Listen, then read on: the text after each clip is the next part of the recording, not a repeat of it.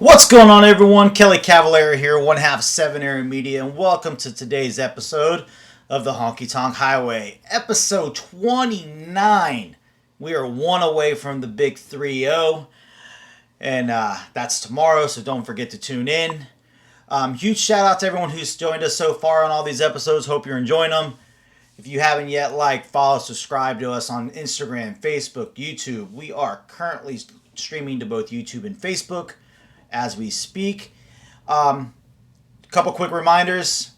If you're up at 10 o'clock Eastern, 9 o'clock, 3 p.m. in the UK, and 4 p.m. in Paris on Wednesday, join me in Streamline. I'll be teaching my dance Close to the Edge. Later this evening, I'll be posting a little demo video of that back from 2017 when I choreographed it. So huge shout out to the boys over there for letting me teach this week. And today's guest, I just have the pleasure of working with him and the lovely Maggie Gallagher, broadcasting their Celtic Duo weekend this past Saturday night for 3 hours, all the way, and no, I'm not streaming on MySpace, all the way from Sligo. Ladies and gentlemen, Mr. Gary O'Reilly. What's going on, Gary? Hi, Kelly. How are you? I'm doing great. Thank you for joining me today on the show. Thanks a million for having me. I hope you're doing good after the weekend. Doing good. It's a little rainy here today, so it's not the normal sunshiny Florida. It's been kind of storming all day, so Yeah, we've had the same. We've had good weather for 9 weeks, and then I just literally finished my 3 hour class, and I was just telling everybody in the class the weather today is grey, raining, it's horrible. And the last 9 weeks we've had like sunshine that we never get any time of the year. So. So for those who don't know you out there, why don't you give us a little history on how you got into line dancing? Okay, so I'm Gary O'Reilly, and I started line dance. I started line dancing when I was 6 years old, and my mother brought me to the local community centre and brought me to this line dance class. And I don't remember going there. I don't remember getting there. I just remember sitting down after learning the tush push and thinking, oh my God, this is like the best thing ever. And I was only six. And then literally from I was 6 years old, it just became an absolute obsession. Like the other lads were playing football and they were running after women. And I was always running after a pair of cowboy boots, looking for the new boots for the next dance that I was going to do.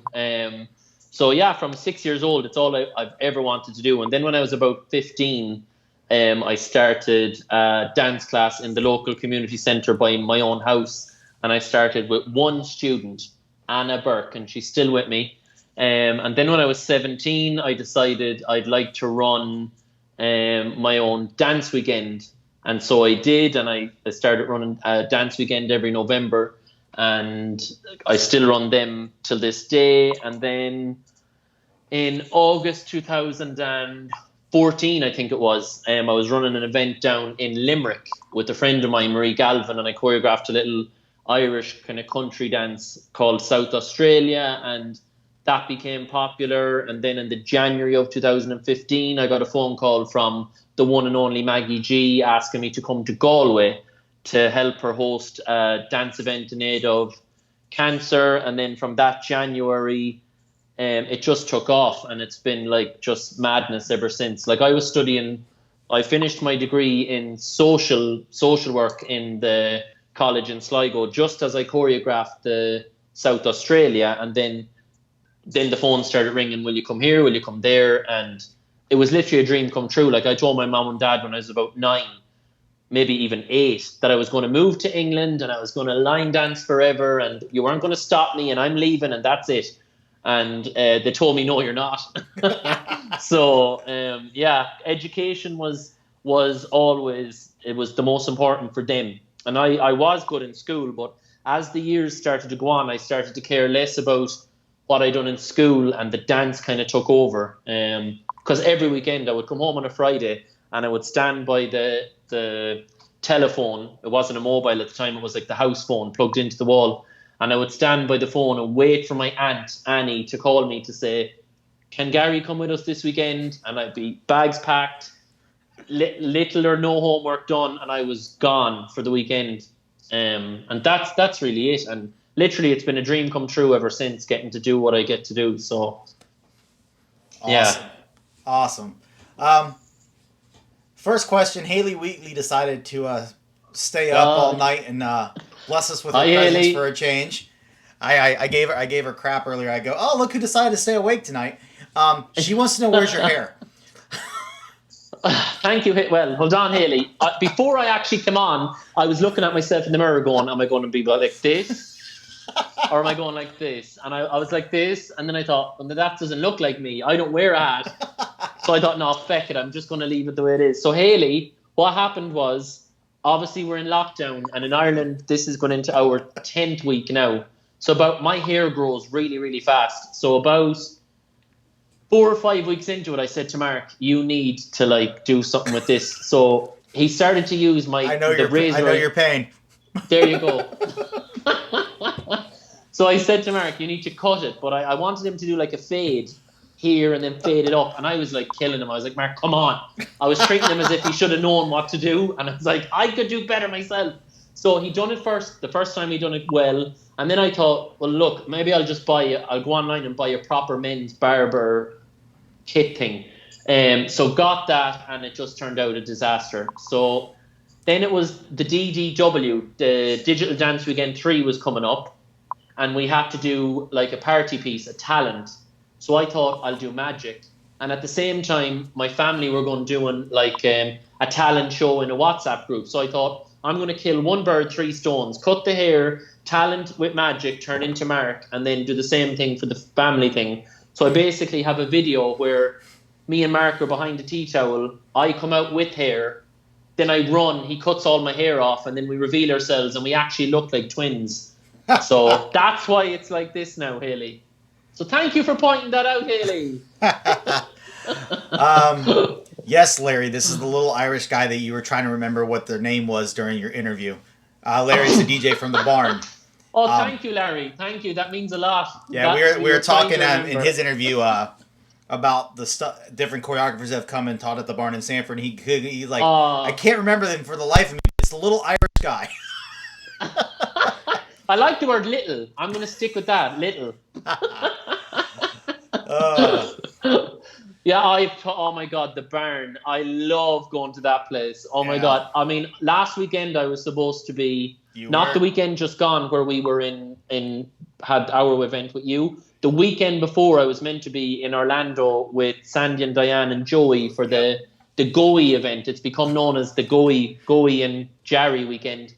And we always go to the barn. And like, I literally tell Diane, I'm not coming unless we're going to the barn. Because going to the barn, for me, it makes me feel like that 6-year-old kid again, where it's like country dancing, no one cares, they're just jumping around, they're all young, they're teenagers. It's all like this old school dancing from like 15 years ago, and I literally, they all get drunk, and then I'm out in the middle of the floor jumping around, and they want to go home, and I'm like, I'm not leaving. So I love it. Yeah, I've been there, and it's Janice, isn't it? Janice Graves. Janice Graves is one of the instructors love up there. Yep. Janice. Yeah. So Johanna asked, who she is currently not in Connecticut. She's in Maine. Yeah. So she Hi, wants Johanna. to know, do you think that your career would be as global as it is without technology? And how has technology changed what dance life was for you 15 years ago? Wow, that's a good one. So years ago, technology for me was, and there's just one thing that comes into my mind when I think of years ago technology and line dance, and it's Big Dave gas tap. I would come home from school, I would come home from primary school, secondary school, and I could not wait to sit down at the computer, dial up and wait for the little dial-up tone, because we didn't have like a strong Wi-Fi connection, and we still, at my mum's house, we still don't. And I would run down and I would type in Big Dave gas tap to see what the latest releases were, and to see, he has a section in his website now. I don't think it's in use as much now, where he would say coming soon. There was like a coming soon section, and he would say the music and the choreographer's name. And that website to me was like the Bible. It was like, what's the new dance, what can I learn, what can I teach. And then I suppose for me, career-wise, yeah, I mean, the internet is huge, and in one way it's amazing, and another way it's not, because you can reach so many people with your stuff, but in the same way, there's always that thing that you have to be the best all the time. You have to try and stay on top, and you can't kind of drop your game as it is, because you're out there so much. So in one way, it's great. It's allowed me to share things to everybody and get my name out there. And in another way, it's kind of scary as well, because there's all these people waiting, and it's like the pressure of, where's the dance? What's it going to be? Is it any good? Because I'm not a technically trained dancer. I didn't compete. I didn't get any training. I started line dance when I was 6. So I'm literally one of those kids that grew up, just learned on the dance floor, watched what other people were doing, learned from the choreographers I learned from, still learn from the choreographers that I think are still amazing this day. And, so I'm always kind of beating myself up over, like, is it good enough? Is that right? Is this what it's meant to be? So yeah, it has been amazing, but it puts a lot of pressure on people as well. So, I'm going to butcher this name. I'm still getting used to the whole Irish and UK names. I believe it's Adeline Hughes. Oh yeah. Hi, Adeline.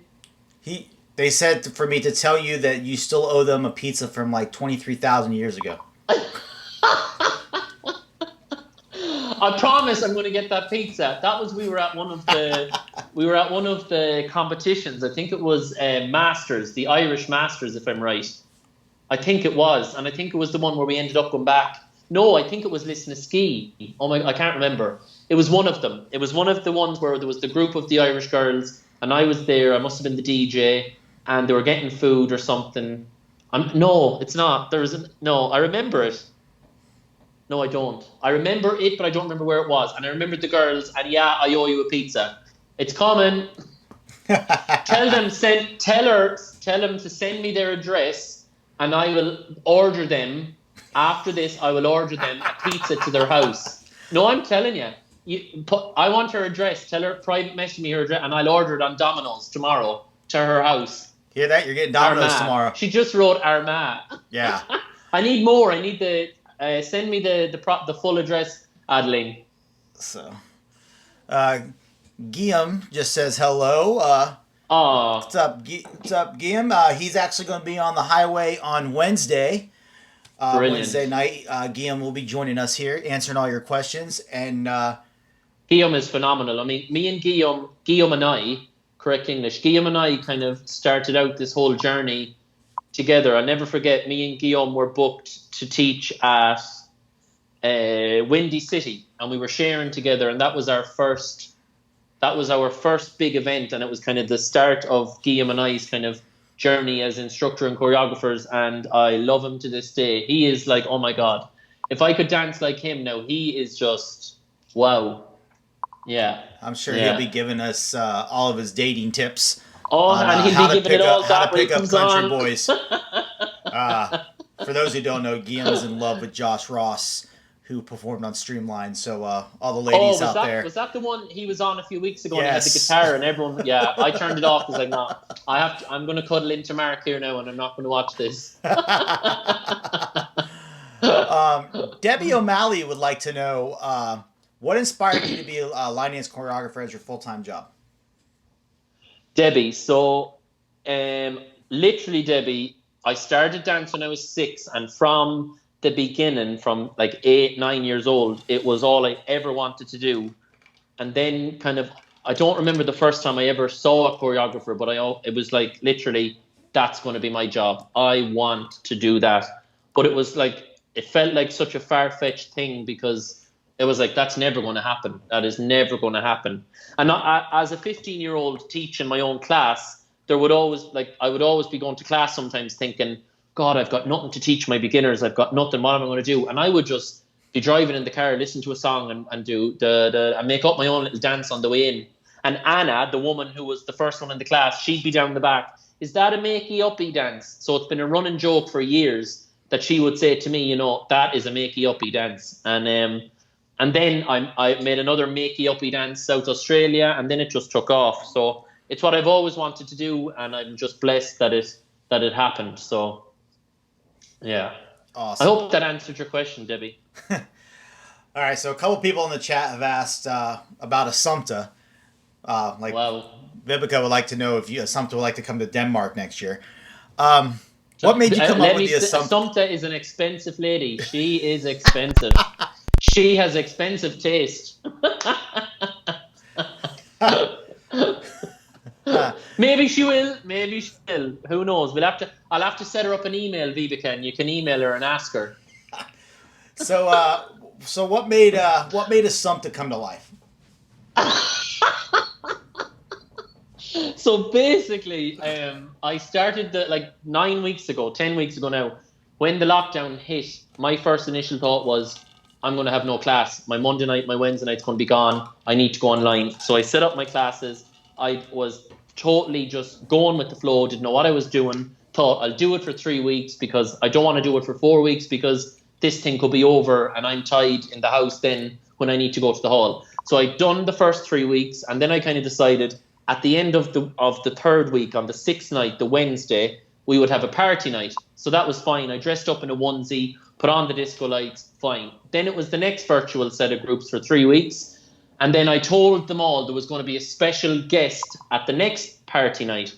But I didn't know who this special guest was. I just made it up. I was like, oh, there's going to be a special guest. So then I thought, it's going to just have to be me, but a different version of me. So I went up to the room upstairs. You've got a spare room that's like, it's like a dumping ground for all the props for all our events that we have. And there's costumes and there's a wardrobe full of stuff. And I pulled out this bag that had this old woman costume in it that I used. It was at Masters, and I used it as well at the Celtic Connection weekend with Maggie about 2 years ago. And I kind of done a Mrs. Brown impersonation then. So I thought, I'll just put this on and see what happens. 3 hours I done Assumpta that night at that party thing, and then that's how Assumpta came about. So, and everyone just had a laugh, and they all thought, he's not going to keep this up for 3 hours. And I did. I was like, you're literally telling me I won't, and I will. And that drove me to do it for 3 hours. And it was just a lot of fun. And Assumpta gets away with saying a lot more than Gary does, so it was perfect. I have to say that my favorite hashtag from this past weekend was the Garter for Carter.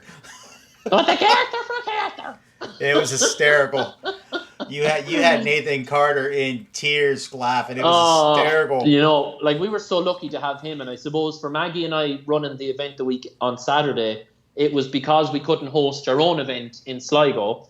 And then we wanted to do it for cancer. And like way back when, like my career started off with South Australia, which was Nathan Carter. And then the next step of that career was Galway Gathering with Maggie, which was Nathan Carter. And then the next thing, it's like our first online event, Nathan Carter. So to have him with us the weekend, it was just like magic. And then I thought, it's going to be boring if it's just Gary, Maggie, Nathan. It would have been fine. But I just thought he needs a bit of Assumpta.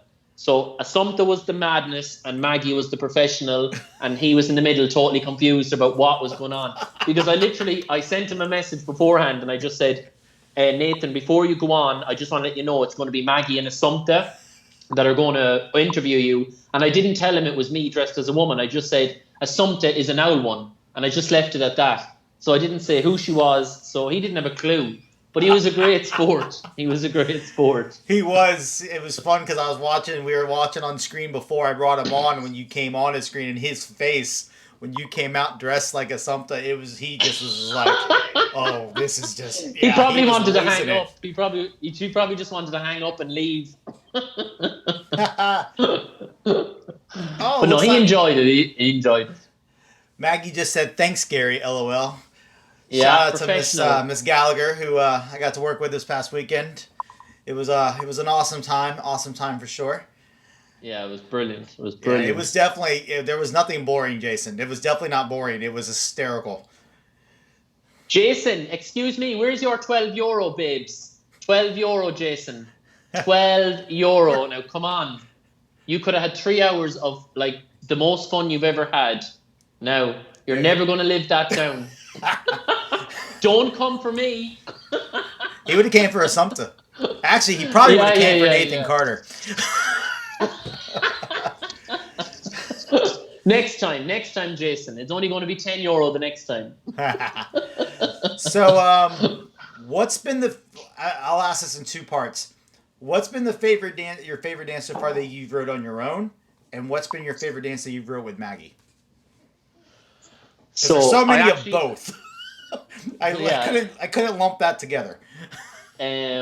So I actually answered that today when Jamie Barnfield is doing a DJ event where he's doing stuff about people's favorite dances, and my answer to Jamie, and I suppose it'll have to be the same here, is probably my favorite that I've done would probably be Love Remains. Just because the song, I think personally the song is just an amazing song, and I feel like I've done a good enough job on the choreography, and I just love it. And I'll just never forget the response that it got after I taught it for the first time at the Crystal Boot Awards in Blackpool. It was just like, it was just immense, and I love to dance it to this day. And you know, at different stages in my life now, the song kind of means different things, and I just get chills when I hear the music. So yeah, I just love Remains. And then I kind of thought, I should have said Manotech Cha, but then Love Remains. I love it. And anybody that knows me knows I love a good nightclub two-step. I love all that slow, soppy stuff, you know. And then I suppose for Maggie and I mean, we've done loads together. But I suppose probably my favourite, and again, it's because the music is just, I think it's out of this world, is Faithful Soul. And, you know, we were lucky enough to win Dance of the Year with it this year, Intermediate Dance of the Year, and that was just like icing on the cake for Maggie and I, just because the song means so much, and then we choreographed the dance with a special kind of motive behind it, you know, dedicating it to Maggie's brother-in-law who passed away, sadly, from cancer. And just the song, and then these bagpipes kick in the middle, and you just get that like feeling, because music is music, but some music just gives you a feeling, and you can't explain it. So yeah, it's the two slow ones. Love Remains and Faithful Soul. Nice. Jane Blow wants to know if you've ever been voice trained. I'm guessing I'm going to assume for your singing. No. And you know, I wish the same way that I wish I had done some dance training, I wish I had done some singing training, but no, I've not, Jane. No. I would love, and it's funny because now this dream has come true. That is itching. That's like another thing that's itching in the back. I would love to be a singer, but you have to be epic to be a professional singer. So who knows? Maybe one day. I keep saying that when I'm about 55, I'm going to be one of those. Okay, maybe I need to say a bit older. Maybe when I'm 65 and I'm that old man that goes to the local pubs and does like silly songs, because I'm always singing in the house. I'm always taking a song, making up stupid words and making it silly. So maybe that's going to be once the legs give in, I'm going to become one of those silly singers. Once the legs so no, I've not been trained. No, unfortunately. Once your legs give in. Oh. They're sore. They are sore already. I know your pain. Trust me on that one. I know your pain. I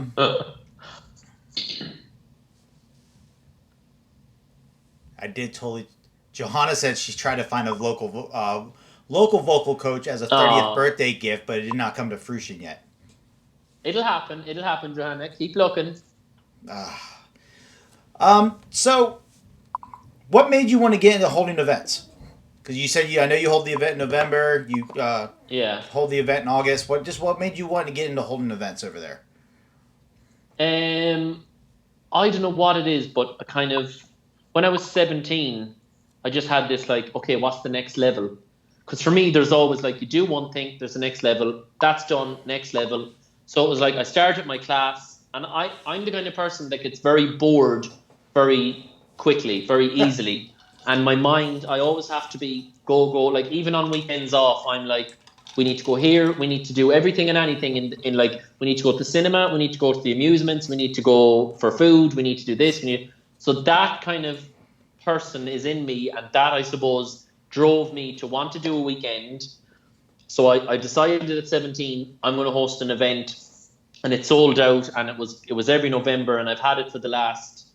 Debbie's probably going to be able to tell me. Debbie Hanlon, who literally hosts the event with me, I couldn't do it without her. I think we're on like year 14. I think I'm really bad with numbers at the minute. And then the August event that came about. The Explore and Dance event came about when it was my 30th birthday, because I thought I don't want to have just like a regular birthday party in a pub where everybody gets drunk and there's a row and there's people there that I really don't even want to be there. I want my dance friends to be at an event where I can dance and do what I love.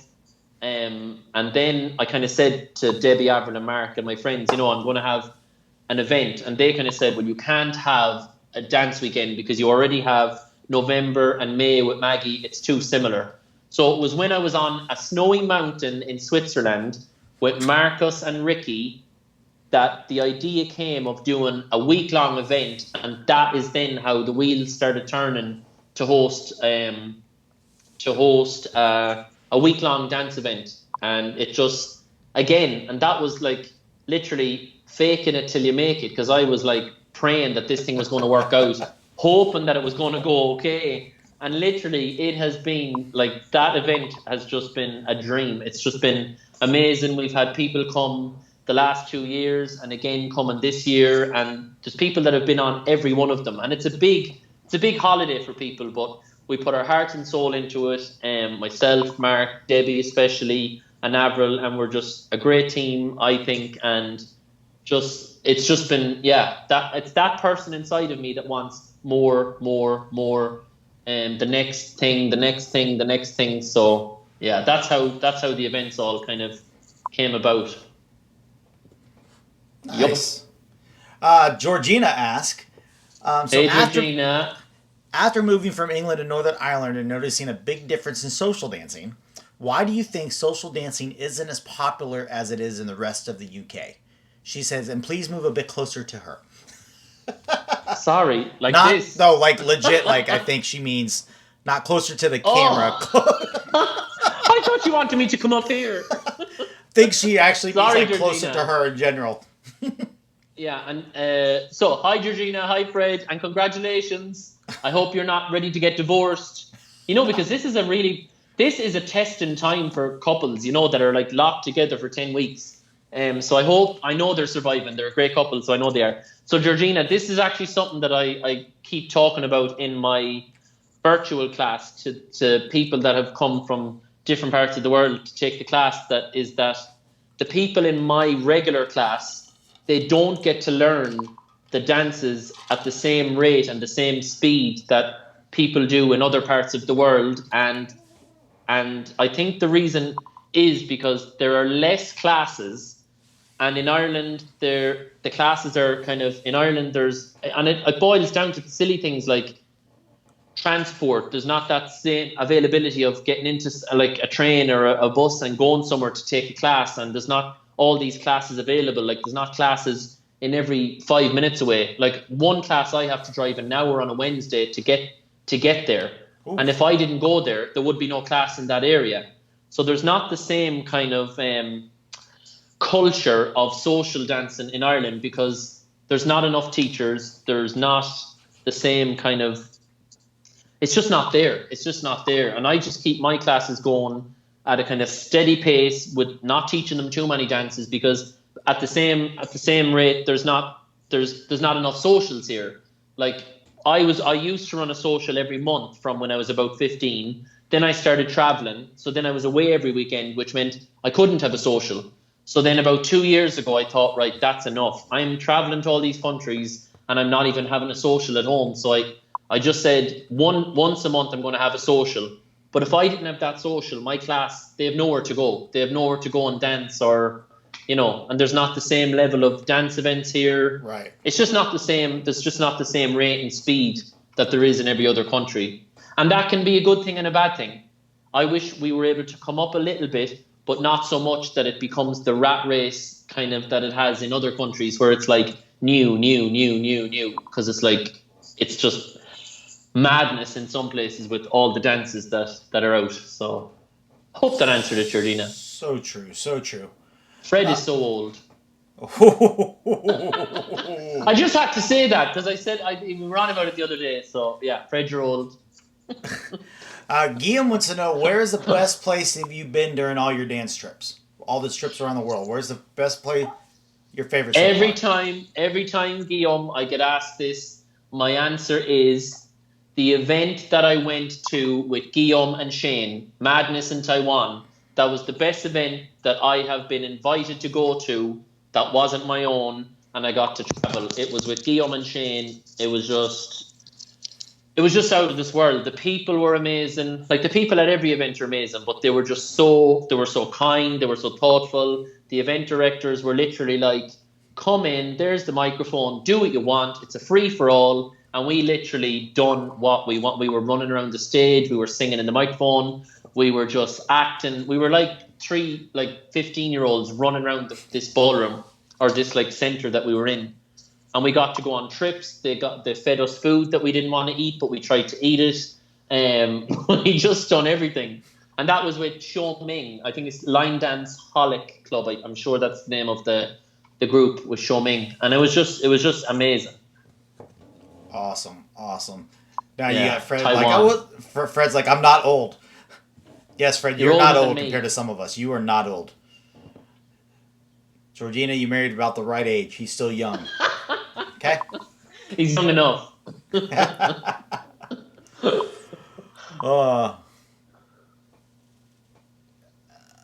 Let's see here. Judy Worth wants to know if you're going to ever come on Streamline and teach Dare to Love.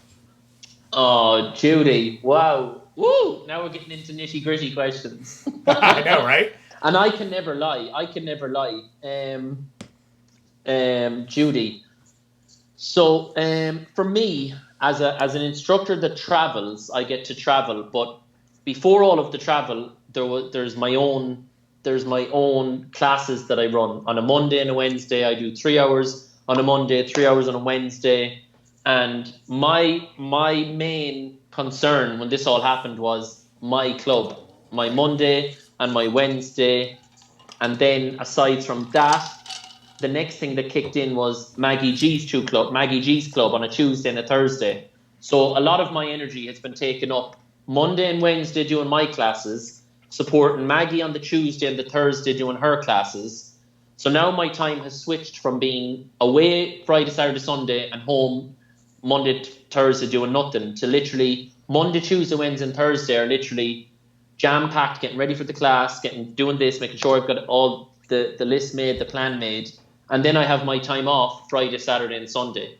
So for me, my energy is focused on doing my class with my club, supporting Maggie with hers, and then having time off, because, and I find as well that being online all the time, for me, it just messes with my brain. It's like, I don't want to be online all the time. I have to come on, do my class, and then just turn it off, go away, go for a walk, cook some food, get out for a walk, and not it just all be consumed by dance. Because for me, it wasn't like that beforehand. Right. So it's not comfortable for me for it to be now like that. But Judy, you come and I'll give you a private teach, baby, of Dare to Love. There you go.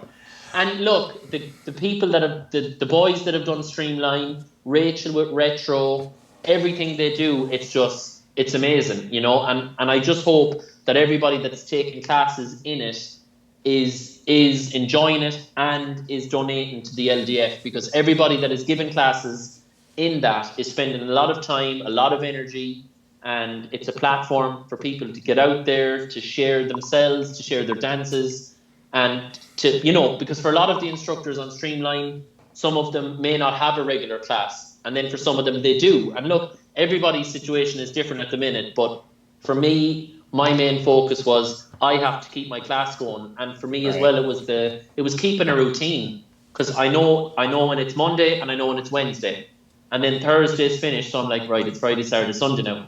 And it's just keeping a routine so that my head doesn't get all, because I'm a kind of person that I could very easily, I could stay in bed and then I could just be a lazy, do nothing. Yeah, I'll stay in bed all day and just eat rubbish. And my class, the online, doing my online class is what's saved me and kept me kind of upbeat and positive through the whole thing. And adding on another level of doing another online thing, it was just going to be too much. And I just kind of said, I'm not going to get involved in that. I'm just going to try and kind of focus on my club and make sure that they're all doing good.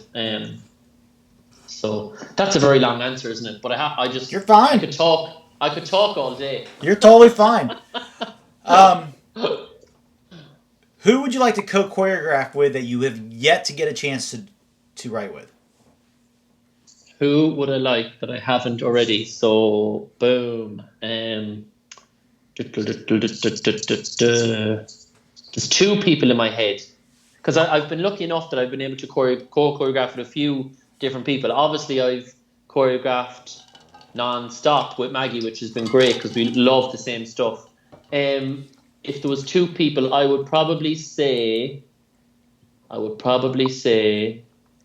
Maddie and Fred would be two of the people that I would like to have the chance to choreograph with. Um, and Kate Sala, because for me, from the beginning, I always say it. Kate was always the one that I love all the Spanish stuff. Like SGS and Corazon de Monte and Hey Now and all these dances that I do. They're all kind of that Latin-y, Spanishy inspired stuff. And I suppose growing up, Kate was the one that was at the forefront doing all those styles of dances. And Kate was the one that I kind of was like, oh, she is just incredible. And so, yeah, I suppose Maddie, Kate, or Fred. I know you only asked me for one, but I can't You're fine. You're narrow it fine. down. Yeah. A couple people have commented on the differences between online and in person. Do you find it harder to teach the online lessons than you do in person?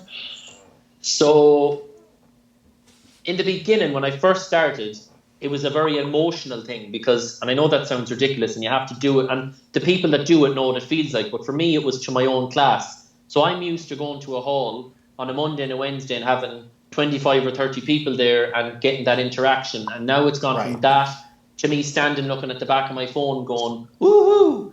And like 3 hours, I'm more exhausted after those 3 hours than I am in the hall because it's almost like a show. It's almost like Right. because you have to give out more for it to transcend through the phone than you do have to when you're with someone face to face, because you have to physically and emotionally give more of yourself kind of when you're on your own in the room. And the first week or maybe the second week, I was in the hall and I'm standing there going, this is so weird. And I got a bit emotional. I had to be like, right, stop now because I'm going to start crying. And it was just a weird feeling. But it is different, teaching.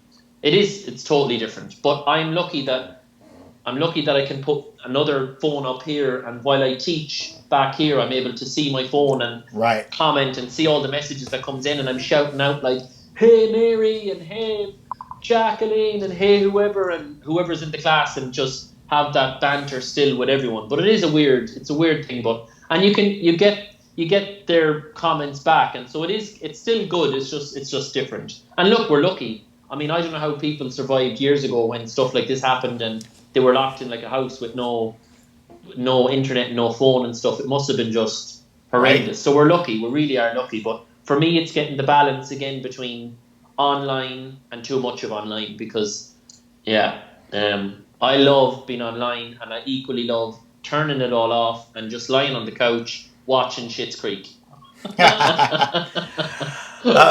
Debbie asked, do you think when this is all over that you might do an online virtual class maybe once a month or a couple times a year? So those of us who have had the chance to go do your classes with you might get the chance to continue and do it again. That doesn't see you as often. Yeah, and that's something that has come up now on doing my classes. I've had messages from people saying, thank you so much for doing this. There's not a class where I live. I've never been able to take a class. The class that I go to is only an improver level. You're teaching me intermediate dances. And for me, that's kind of something positive that has come out of all of this, that I'm able to give someone a class that they can come to, and they've said, please don't stop this when everything goes back to normal. So it is something that I've thought about, but obviously until things get back to normal, who knows what will happen. But Debbie, I would love to be able to do that. And I even had a message from someone this morning saying how she had she feels where she dances, there's only like 10 or 11 people that dance there, and taking the classes has given her back a sense of confidence for her to go and teach again. It's given her back a passion for line dance that she had lost because she was disconnected from. She lives in an area where there is no line dancing. Right. And then joining our group, I think there's about like 90 people in our group, and they've formed like it's like a new class. It's just become a new class. It's the same people that have joined me for the last 3 sets of it, and they just love it. And there's the banter, and some of them have conversations after the class, and it's just opened up a new thing for everybody. So Debbie, who knows? We'll see what happens. But yeah, I would love to be able to do that. So Do you think this will change the thinking of some event directors and events? Possible to maybe bringing in more instructors virtually? you can never take away the once this all goes back. I wouldn't like to have an event. Like, I wouldn't like to have Explore and Dance and say, now everybody, we're going to have Fred Whitehouse up on the screen, or we're going to have Shane McKeever up on a big screen. It's not the same. It's not the same. It's like the difference between going to a movie and then meeting that celebrity out on the street. You're going to have a totally different reaction. And I don't think an event will be the same if what I do want to happen though is I want demos. When we have to do demos, I want them to put that on the screen and show like Line Dance Dallas doing the demo, so I don't have to stand in the middle of the floor in front of 900 people going, I am so happy to be out here on my own, because I'm not. But no, I don't think an event should in the real world be making use of something virtually, because it's not the same. Because when the teach is over, you don't get that same interaction with everybody when they come up and they're like, thank you so much, or can we get a picture, or oh my god, or the stuff that goes on like that. It's not the same. Yeah, it's something else that we can offer, but I don't think it should ever take the place in the real world at an event. It's just not the same. Okay. Yeah. Question from Mr. Fred Whitehouse, fellow Irishman. If you could go back and do it all over again, would you change would you change anything? Same question applies to dances you've choreographed. So would you go back and change any dances you've choreographed? Good question, Fred. So would I change anything? Go back and do it. Would you change anything? As in anything in the way that this has all happened? No, not so dance wise in a second, but the way things have happened, no, because it's funny. Different things that have happened, it almost feels, and I think other people feel it as well in their life. Things happen, and it's all happened in like different stages and steps, and it's almost like what's meant to be will be. You know what I mean? And I don't think if I went back and done something different, or said something different, or acted differently at a different time, anything would be different, because no, I don't think I would have. No, I wouldn't have changed anything, because I've enjoyed the journey, the good bits, the bad bits, the sad bits, the happy bits. It's what's made me who I am now and gave me the career I have. And dances wise, dum dum dum, is there any dance I would change? Yeah, I would try and look for a shorter version of Down on Your Uppers. I would have made World for Two, 4 walls. I would have. Look. Anyone that choreographs dances, well, for me anyway, we all criticize ourselves like to that level of it needs to be perfect, and it's never. It can never. I don't think feel like it's perfect. You can always look back and think, oh, I wish I'd done that, or I should have done this, or I should have done that. And sometimes it goes back to the internet and everything being online. It's the pressure of we need that now. Where's your dance? We need it now. So maybe if that pressure wasn't there, there was more time for people to to think over stuff and change it. But the way it is, everything is on demand now, quick. Where is it? Why don't we have it yesterday? Give it to me now. And then by doing that, maybe there are things that should have been different or changed. But no, shorter version of down on your uppers and four walls for World for Two. That's all I can think of now. But yeah. Going back to the demo question, because a couple of people commented, I got a question related to that. Do you think that we should go back to the way years ago and not release schedules before events? So when I host the Explore and Dance event, my first thing was no demos. Yep. Because for me it was a sense of, and I get it, look, I get the way things are now. And people are more picky and they're more critical and they're more, I want the best thing and I want the next best thing right now. But I preferred it when it was literally like, let's all go into a room, let's learn the dance, let's have a bit of fun, and if I like it, I like it, and if I don't, well, I've had a good time on the floor with the person that's next to me. Instead of it being so much about, I have to learn the best dance, and I have to learn it off this person, and it has to be this, that, and the other. And for me, the demos, it brought me back to the one time that I competed. I know I said I never competed, but I did once at Brian Sands, and I remember walking out on the floor, and I nearly went to the toilet as I walked to the middle of the floor, because it's when you're on the floor and there's like 1,000 people sitting there with a sheet, and they're like marking it, and you're like, oh God, I hate this. Like, they're giving me an X or they're giving me a tick, and are they judging me or are they judging the music? And it's like, can we not just go into a room and learn the dance? And in the beginning when I hosted Explore and Dance, there was literally no schedule. It was like, this is what time the workshops are on from. It's from 12 to whatever time, and turn up, and whatever you learn, you learn. And everyone loved it, but certain people didn't, and they wanted to know, and it made me kind of think, well, okay, maybe it needs a bit of a schedule. And then I kind of thought, well, it actually would be good, because then the choreographers would know what time to be in the room, and we gave a little bit of that, but it's not gone to the extent of where I say to Shed and Frame. Every time I say Shane and Fred's name, I say that, Shed and Frame. I do it all the time. Every time I'm talking to Debbie about the event and I say Shed and Frame, but it's Shane and Fred, I would not want them to be going out there and saying, now go out and show us what you do, and then hopefully everyone's going to turn up. Everyone would turn up, but it's still that sense of, is it good enough? Are they good enough? And that's just something, that's how I feel when I stand in the middle of a big floor going, I'm being criticized, when dance for me should be just fun. Right. And that's when I get that, it's like a black cloud. And every time I hear this, I have to do a demo, I'm like, oh God, really? Come on, and I get it. When you have an event that has 3 rooms, go. But from the first event I done, I just thought, why don't they put Line Dance Dallas or someone on the screen and let them see her dance it? And, look, it is what it is. I can't even remember the question now. I've went on so much. Oh, no, what was the question? It was releasing the schedule ahead of time. Oh, is it? I just ranted about demos. No, it's just fine, because it went on the demo question, because all these people always hound event directors like, we need a schedule.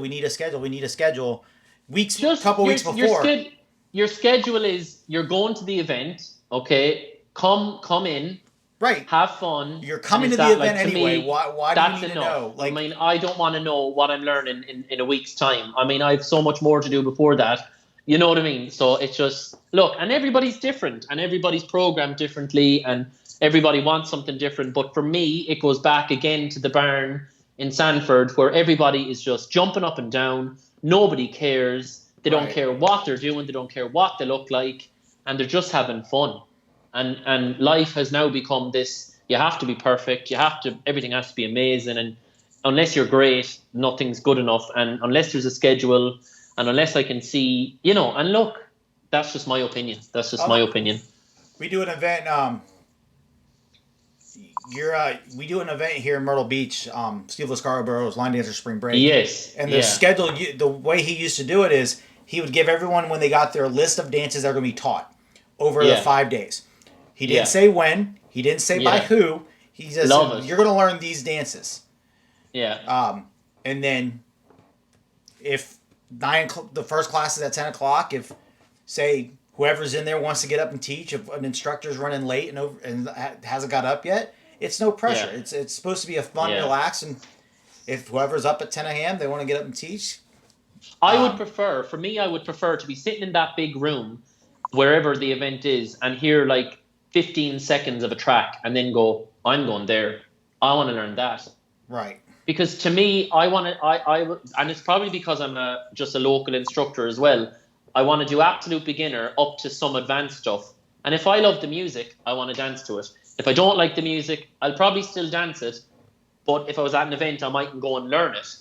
But to me, it's like, I just want to, if I love the music, I'll dance it. I don't care whose dance it is. I don't care who choreographed it. I just want to dance and have fun. Right. So. All right. So it's getting near the end. I got to ask you the question I've asked everybody else. Got to ask. I hate, this is the one. This is the one. You know it's coming. But it depends how you ask it. It depends how you ask it. If money was no object, mm-hmm. Where would you hold an event? Yeah. And who would be the first 5? This wouldn't be the only instructors you had. The first 5 instructors you want to come and help you with this. Perfect. See, if you didn't say instructors, I had a totally different answer ready. I was like, he's going to say first 5 people.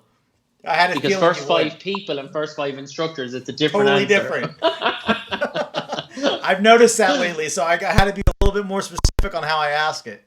I was like, I hope he just says it the way I want him to say it. So, money was no object. Well, for me, I've been able to have the event that I've had with the money being no object thing, and it is my Explore and Dance event. And that's not me being on here saying, oh, Explore and Dance event. But to me, for me, my Explore and Dance event is my favorite event that I get to go to, and I'm just fortunate enough that it's one that I get to host. And it's just like, you have to be on it to know what it's like. And everybody that's been on it has just, they've loved it. They've loved the fact that it's myself, Shed and Frayne. And the first year it was Maggie. Last year we had Joey. And it's just Shed and Frayne. I always do it every time I say their name. And it's just been like a dream event. Like events are events. And then this one is just for me. It's a week long. We tour. We have fun. The dancers get to go on like bus tours with us as choreographers, who they get to see as just normal people, and they get to sing with us, dance with us, have fun with us, do silly things that they don't get to do on a regular event that's in a ballroom and you have to be a certain way, and you know, and it is what it is. But that's the event, no money. Maybe I would just pay for everybody to come. That's the money I would spend. There you go. I would invite the people who have come on every one of them, and I would pay for them all to come back that have supported the event. And I suppose the first person I would have, that's an easy one. The first person I would have, and they have to be an instructor. See, if they weren't an instructor, I'd have a different answer. See, if they weren't an instructor, the first person I would have would be Debbie Hanlon. Yeah, and I have to say that before I say anything else, because without Debbie, I wouldn't have any events, and people know what she does. So if she was an instructor, she'd be the first one, but because she's not, she'd be just coming along with me anyway. So the instructor would have to be Maggie G, the first one without a shadow of a doubt. And it's not just because Gary and Maggie and they do everything together, and you know, it's just because Maggie is amazing at what she does. She's down to earth. She feels to me like what I would want to be in 15, 20 years. I don't want to lose my spark. I don't want to lose my passion. I don't want to lose my love for just the dancers and my appreciation of the support that I get. And I think that's what Maggie brings. She brings that continuous love of dance, doesn't care, just wants to have fun, loves every level, loves every style, and she would bring that madness to the event. Then I would have, so there's one. 2 and 3. 2 and 3 would probably, definitely have to be Shed and Frayne. Frayne and Shed. Every time you say that, all I can picture is all I can picture in my head is the photo that Kelly took of them dressed up like Tweedledee and Tweedledum for the marathon show. Yeah. So every time you say, that's all I can think of is the goofy little face they made in that picture. Oh man. Yeah, it would have to be Shane and Fred, and it's not because I'm Irish and they're Irish and stay at home and all this crack. It's just because they're amazingly talented at what they do. Their dances are just something that I look at and think, God, I wish I could do that. Um, and they're they've been able to mix themselves between the competition world, the social world, and they bring the same kind of thing that Maggie brings on a different level. That fun, the excitement, the madness, and I got to see that more. I got to see that more at Explore and Dance, and it made me proud to think that they're part of Ireland. They're what I expected they would be, hoped they would be, and they were. They gave they weren't sitting away in a corner ignoring the dancers and Right.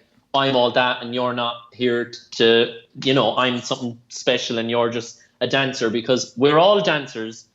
We're just lucky that we get the opportunity to call ourselves instructors and choreographers and get paid to do it. But if you take that away from us, we're just the same as them. We started off as dancers. So Maggie, Shane and Fred, because they are what they are and bring exactly what I would want someone to bring to an event. Then I've got two more. God, you're killing me. Because this then it's not like you don't want to leave anybody out, and there's so many. Everyone is now sitting going, who's he going to bring? Who's he going to bring? For the for the excitement and the fun and the madness, and because of the passion, and because of where I am and where they are in their career, I would also bring Maddie. I would bring Madison Glover, because, like me, Madison, before she got to travel, she is a local instructor. She's got her club. That's where her heart is. And she knows what it's like. She knows what it's like to go to an event and maybe see the instructor or the choreographer who is willing to give of themselves everything, and the choreographer who is not willing to give of themselves everything and just give a little and that's enough. But Maddie, because she's the local instructor, giving it all to her dancers, and she's a dancer before an instructor and a choreographer, she brings the same. I'm just a normal person and I'm just here to have fun and I don't care and I'm just going to jump around. Right.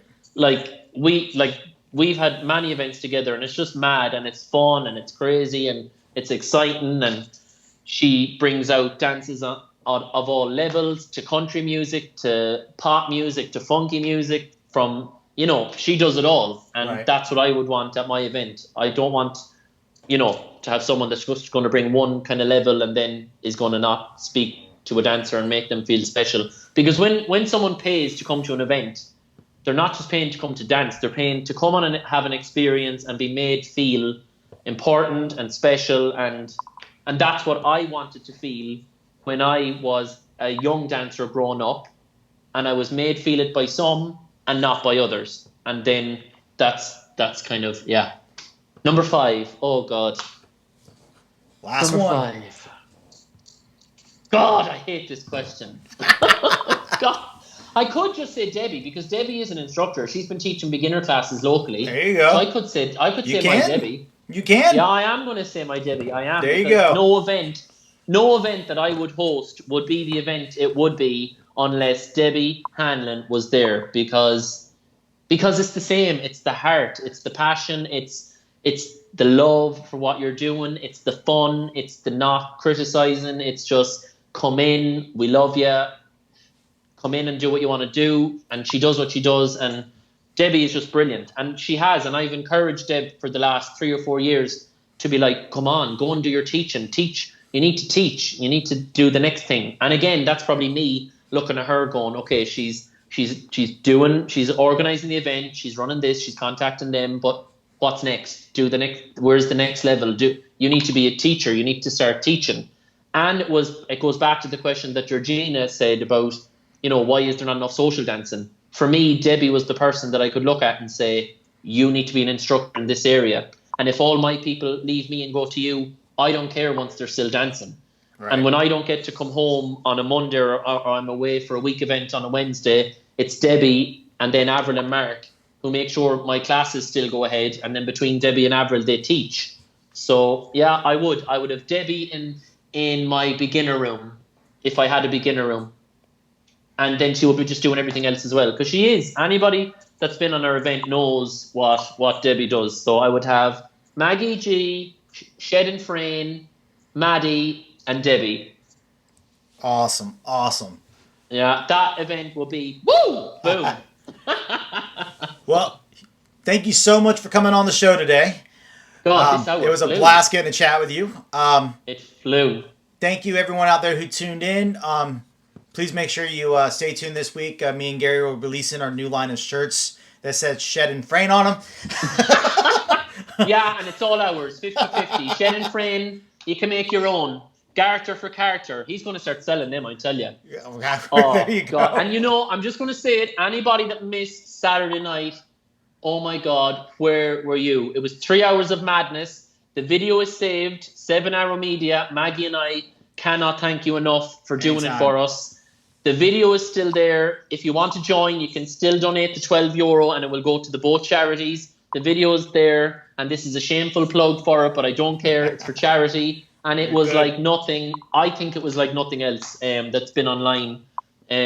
So, yeah. And a big shout out to everybody, Streamline, Retroline, Digital Dance Weekend, to everybody that's offering something online. Keep doing what you're doing. And if you have fun, nothing else matters.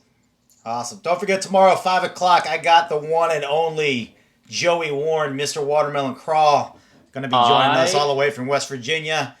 Like I said earlier, Guillaume is on my show on Wednesday. Thursday, guys, you do not want to miss this show. I'm having a roundtable discussion on line dancing today, the amount of line dances being written. We touched a little bit on it in Michael Barr's interview. He got asked a lot of questions on the amount of line dances today, how it affects the events, and I brought 3 good friends of mine on to talk a little bit about that. We got JP Potter, Darren Bailey, and Fred Whitehouse all in the same interview, all going to be talking and answering questions on this. So this is going to be a great, great time. So tune in tomorrow, same bad time, same bad channel. Later, guys. Bye, everybody.